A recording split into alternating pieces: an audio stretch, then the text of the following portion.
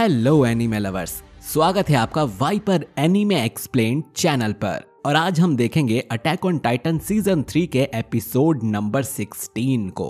पिछले एपिसोड में हमने देखा कि राइनर के सिग्नल पर बेर्थोल्ट भी बाहर आ जाता है। आर्मिन बातों से उसका ध्यान भटकाने की कोशिश करता है, लेकिन बेर्थोल्ट शिगानशिना के बीच में जाकर कोलोसल टाइटन में ट्रांसफॉर्म हो जाता है, जिससे एक बहुत बड़ा धमाका होता है और फिर कोलोसल टाइटन यहाँ तबाही मचाना शुरू कर देता है।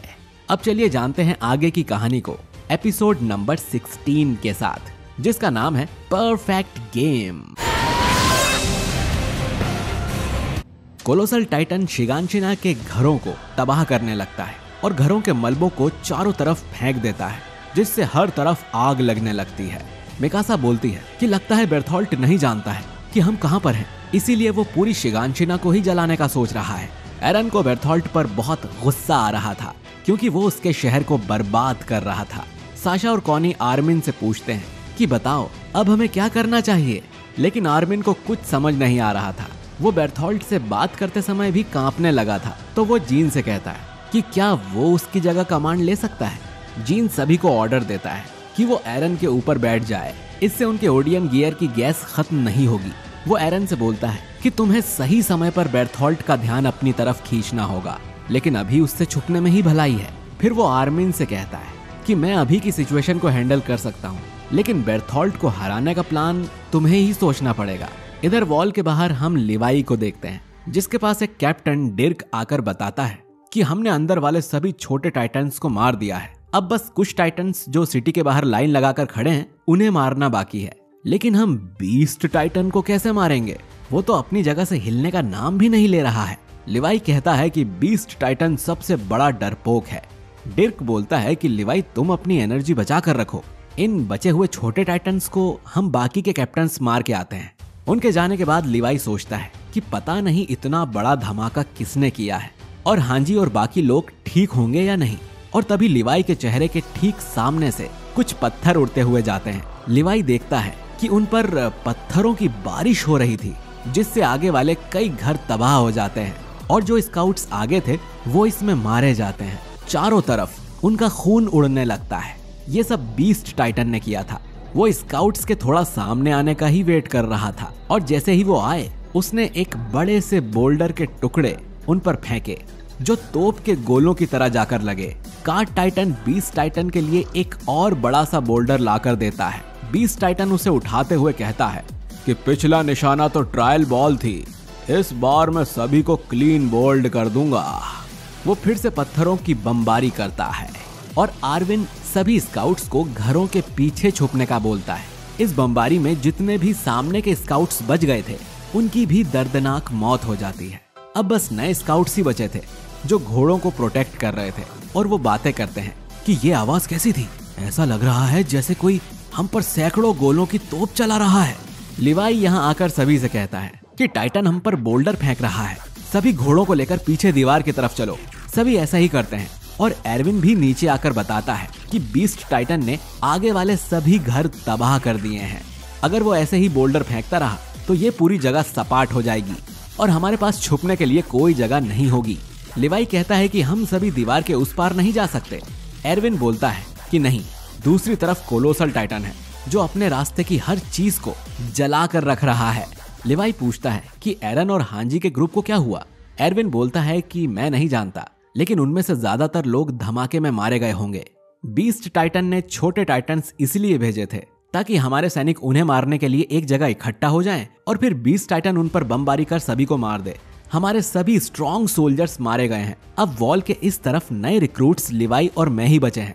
सभी नए स्काउट्स बमबारी की आवाज सुनकर रोने लगते हैं और लिवाई एरविन से पूछता है कि तुम्हारे पास कोई प्लान है। दूसरी तरफ कोलोसल टाइटन भी वॉल के नजदीक पहुंच रहा था। जीन एरन से बोलता है कि वो चिल्लाकर बेर्थोल्ट का ध्यान बटाए। एरन जोरों से चिल्लाता है और बेर्थोल्ट उसे देख भी लेता है, लेकिन वो उसे इग्नोर करके आगे बढ़ना जारी रखता है। कॉनी पूछता है कि अब हम उसे रोकने के लिए क्या करेंगे, तो जीन एरन से कहता है कि तुम उसका पैर पकड़कर उसे रोको। एरन अब भागना शुरू करता है। साशा सभी को याद दिलाती है कि अगर हमने उसे रोक भी लिया तो भी हम उसका कुछ भी नहीं बिगाड़ सकते। उसकी बॉडी से निकल रही भाप की वजह से हम ओडियम गियर से भी उसके करीब नहीं जा सकते। जीन कहता है कि हमें उससे लड़ते हुए ही उसकी कोई कमजोरी ढूंढनी होगी। मिकासा बोलती है कि तुम लोग उसका ध्यान बटाओ और मैं उस पर अटैक करूंगी। इसके बाद वो कॉनी से उसका थंडर स्पीयर मांगती है। जीन आर्मिन से कहता है कि तुम पीछे रहकर उसकी कोई कमजोरी का पता लगाओ। इसके बाद एरन जाकर कोलोसल टाइटन का पैर पकड़ लेता है।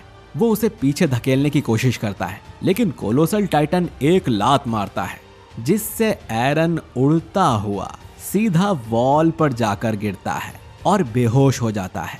दूसरी तरफ से लिवाई और एरविन भी देखते हैं कि ये एरन है और इसको इतना ऊपर सिर्फ कोलोसल टाइटन ही फेंक सकता है। मिकासा को एरन की हालत देख चिंता होने लगती है, लेकिन जीन कहता है कि एरन अभी मरा नहीं है और तुम्हें बेर्थोल्ट पर फोकस करना चाहिए, और अगर हमने कोई प्लान नहीं बनाया तो हमारे साथ ह्यूमैनिटी का भी यही हाल होगा।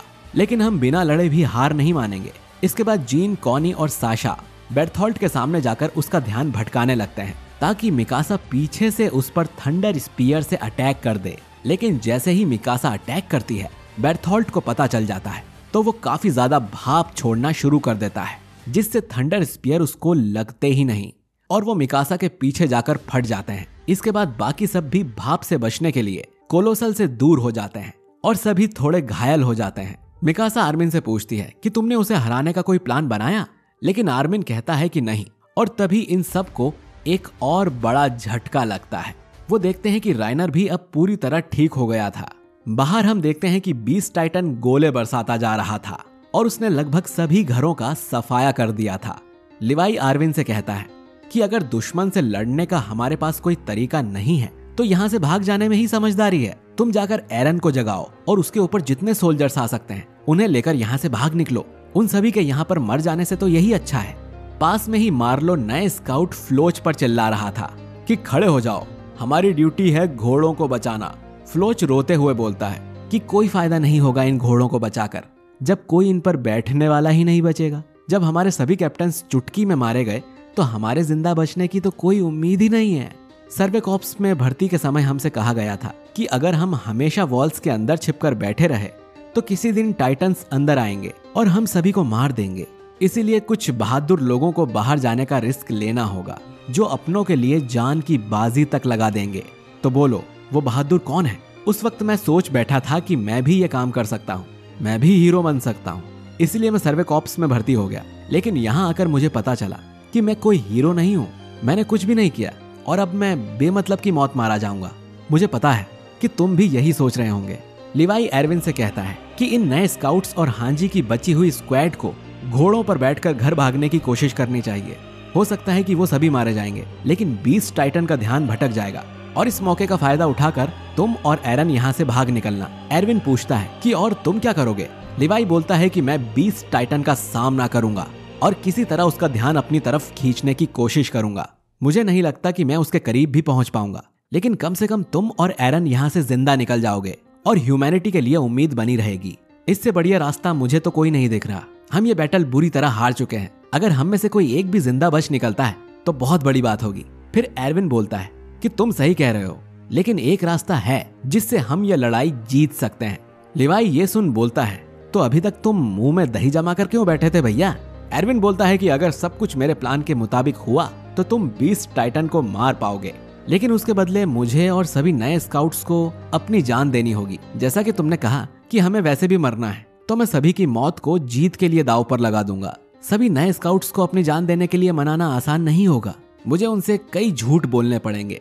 अगर मैं अटैक में सबसे आगे नहीं रहा तो कोई भी अटैक करने की हिम्मत नहीं करेगा। इसका मतलब है कि सबसे पहले मौत भी मेरी ही होगी और मैं नहीं जान पाऊंगा कि बेसमेंट का सीक्रेट क्या है। इसके बाद एरविन एक जगह बैठकर कन्फेस करता है और लिवाई को अपने ड्रीम के बारे में बताता है कि मैंने आज तक जो कुछ भी किया इसी दिन के लिए किया था, ताकि मैं जान सकूं कि दुनिया का सच क्या है और उसके फादर की थ्योरी सच थी या नहीं। फिर एरविन लिवाई से पूछता है कि क्या तुम भी हमारे उन साथियों को देख सकते हो जो कि हमारे लिए शहीद हो गए थे? वो हमें देख रहे हैं। वो जानना चाहते हैं कि हमने उनके बलिदानों का क्या किया। लगता है ये बस मेरे दिमाग का एक वहम है। फिर लिवाई एरविन के सामने बैठकर उससे कहता है कि तुम बहुत अच्छा लड़े। स्काउट्स इतना दूर सिर्फ तुम्हारी वजह से ही आए हैं, लेकिन अब मैं तुम्हारे लिए फैसला लेता हूँ। अपने सपनों को भूल जाओ और मारे जाओ। सभी नए स्काउट्स को मौत के मुंह में लेकर जाओ और मैं अकेला उस बीस्ट टाइटन को चीर कर रख दूंगा। एरविन लिवाई के फैसले से सहमत होता है और मुस्कुराने लगता है। इसके बाद हम बीस्ट टाइटन को देखते हैं, जो फिर से एक पत्थर के टुकड़े कर उसे फेंकने को तैयार था।